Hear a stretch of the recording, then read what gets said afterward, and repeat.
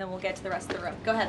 Thank you very much. My name is Javier Negre. I'm from Spain. I'm the owner of the biggest media platform in Hispanic politics, with brands like La Derecha Diario, Ida TV, or UH and Plus, or Vicegrad in Spanish. And I'm happy to be here. Thanks for supporting the new media. Also in the Hispanic community, we try to fight against media like Telemundo, Univision, CNN, or NBC News that are spreading fake news and attacking the ICE operations. We will premiere this Sunday the Real America's Voice, the Rainy Show, the first Hispanic show against communism and woke culture that is promoted by people like George Soros to bring communism all over the world, like happened in New York. I have two questions for you, if you don't mind. In Mexico, the young people is protesting against President Sheinbaum. They think she's doing nothing against the cartels. Sheinbaum used the police to attack them, young people, kids, girls, and she's attacking journalists like me in a country where 150 journalists have been killed in the past years. The USA legacy media is attacking President Trump for his comments about the fake news media, while they are not publishing anything about the murders of journalists in Mexico. Why do you think they stay silent about the murders of journalists in Mexico and the attacks to businessmen like Ricardo Salinas? And my second question is, Trump said he has a plan for the narco state of Venezuela. Does he have a plan for Mexico where, according to Stephen Miller, the cartels are controlling governments and territories? Sure. Well, thank you, Javier, for the question, and thank you again for being here. We're proud to have new media voices in the briefing room. As for President Sheinbaum and the president's relationship with Mexico, I will tell you that we have seen historic strides from President Sheinbaum and her administration in Mexico when it comes to cracking down on the cartels. They have been incredibly cooperative with the president's efforts at our southern border to crack down on illegal immigration and also the illegal trafficking of drugs at the southern border. Now the president is very interested in taking additional measures against the drug cartels. He's been very clear about that. He's spoken about it, and this is a promise that he made to the American public. And so his national security team is discussing these options all of the time. And on the campaign trail, the president promised to take on the cartels. He has taken unprecedented action to do so, and he has left additional options at his disposal on the table. So those are only decisions that the president can make. Thank you. What about the silence of the legacy media about the murders of journalists in Mexico? 150 journalists have been killed in the past years. Yeah, well, it's certainly something I wish the media would report on more, and it's something that this administration absolutely condemns. I can't speak for the media, but I can speak for the president. That's not something he wants to see. Thank you. Sure. Thank you, Caroline. Is there anything that Mayor-elect Mamdani could say tomorrow that would ease the president's concerns about his future leadership in New York? Look, I don't want to speak for the president or get ahead of this meeting that we are currently working on tomorrow. As you saw, the president put out a statement tomorrow that the mayor-elect will be coming to the Oval Office, and so our teams are arranging those details. I won't get into the president's thinking on it. I think you'll all hear from him directly. I also think I will just add, it speaks volumes that tomorrow we have a communist coming to the White House, because that's who the Democrat Party elected as the mayor of the largest city in the country. I think it's very telling, but I also think it speaks to the fact that President Trump is willing to meet with anyone and talk to anyone and to try to do what's right on behalf of the American people, whether they live in blue states or red states or blue cities, in a city that's becoming much more left than I think this president ever anticipated in his many years of living in New York himself. Nancy. Thanks, Caroline. This morning, President Trump accused 6 Democratic lawmakers of seditious behavior punishable by death. Just to be clear, does the president want to execute members of Congress? No. Let's be clear about what the president is responding to, because many in this room want to talk about the president's response, but not what brought the president to responding in this way.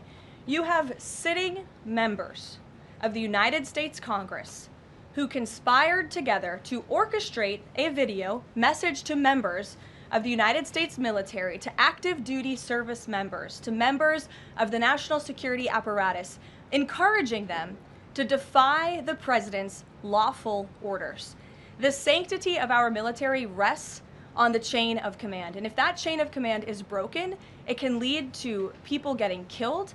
It can lead to chaos. And that's what these members of Congress who swore an oath to abide by the Constitution are essentially encouraging. We have 1.3 active duty service members in this country. And if they hear this radical message from sitting members of Congress, that could inspire chaos, and it could incite violence, and it certainly could disrupt the chain of command.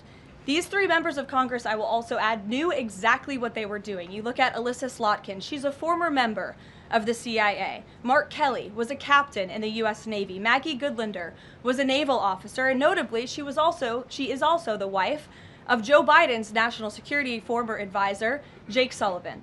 And so these members knew what they were doing. They were leading into their credentials as former members of our military, as veterans, as former members of the national security apparatus to signal to people serving under this commander-in-chief, Donald Trump, that you can defy him and you can betray your oath of office. That is a very, very dangerous message, and it perhaps is punishable by law. I'm not a lawyer. I'll leave that to the Department of Justice and the Department of War to decide. But the president has Chris, frequently, but Caroline, can I just follow up? The president and the vice president, for that matter, have accused the other side of encouraging political violence. Isn't that exactly what the president is doing when he says that members of Congress should be killed? Why aren't you talking about what these members of Congress are doing to encourage and incite violence?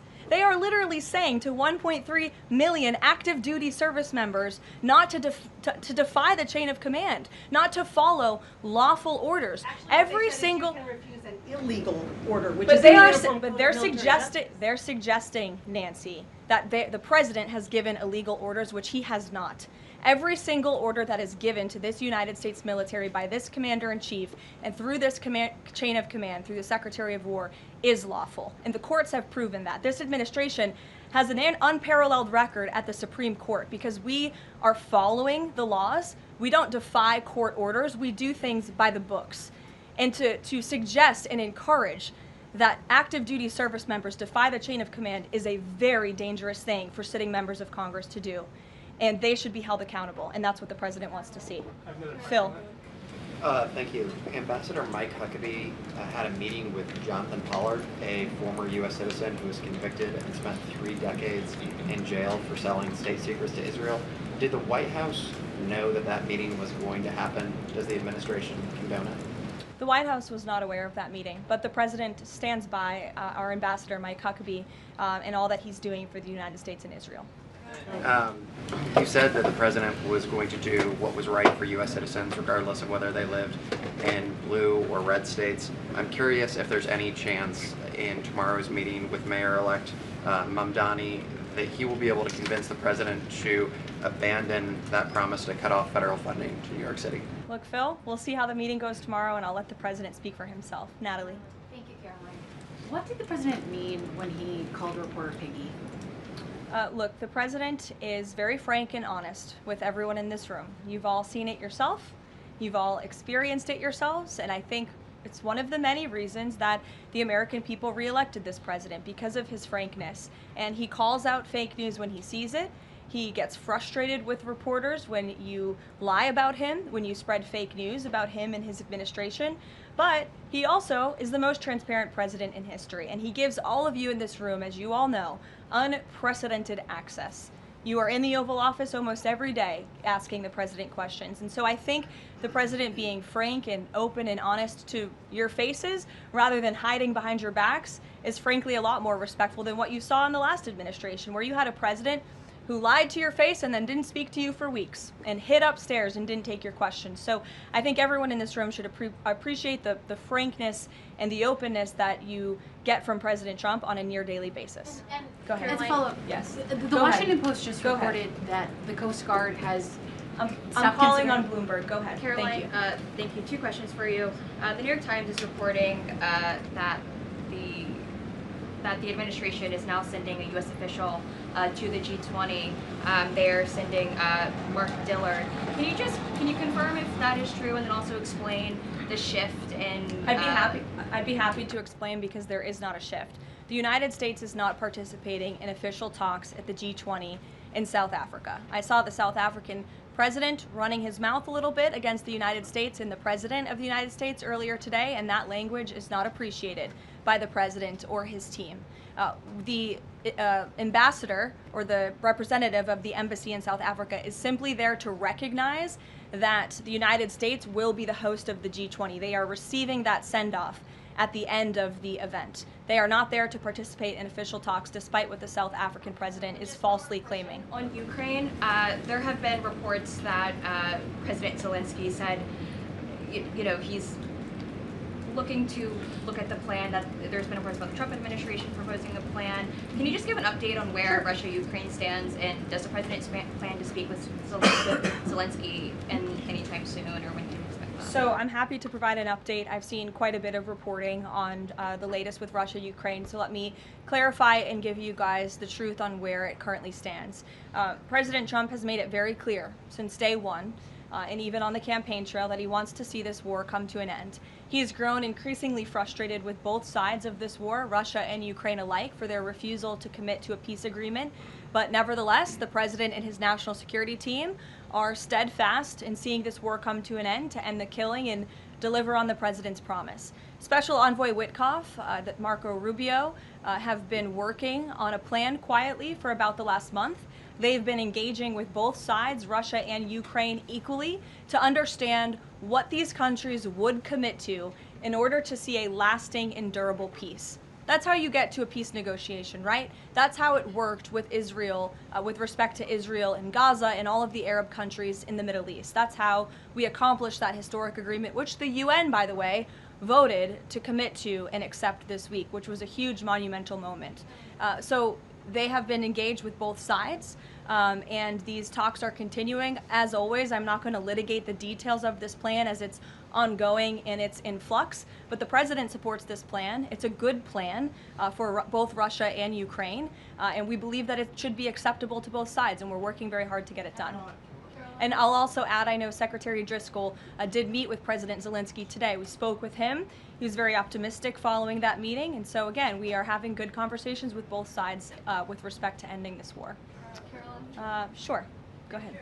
On Ukraine, you said this is a good plan. So according to our sources, this proposal demands major concessions from Ukraine and doesn't demand much from Russia. So was Russia involved in drafting Your this? understanding is wrong. Have you read the full plan? You haven't. Sources says. Yes. So if you can give details, maybe. You've read reporting from one side of the war, and so I want you to understand that the administration has talked equally with both sides. You have seen President Trump engage directly with both President Putin and President Zelensky. Likewise, his national security team has as well. In fact, Special Envoy Witkoff and Secretary Rubio met with some of the Ukrainians just in the past week to discuss this very plan. And so just like you saw with respect to Israel and Gaza, we are hearing out both sides of this war to understand what can you commit to end the war. And that's ultimately how we are going to get to an agreeable solution. That's what the president has directed of his team. I know there's a lot of criticism out there and a lot of doubters, but I would just remind you of the historic success that this president and his team accomplished in the Middle East. We believe that is possible with Russia and Ukraine, and we're hoping and working very hard to achieve that. Stephen. Could you provide a little more context on what to expect tomorrow with the Mamdani meeting? Will it be in the Oval Office, or is it going to be open at least partially to the press? I don't have any more details to read out for you on the meeting quite yet, Stephen. I know it's of great interest to you and the New York Post, but we'll keep, maybe if it opens, we can commit to letting you in. Sure, go ahead. Thank you, Caroline.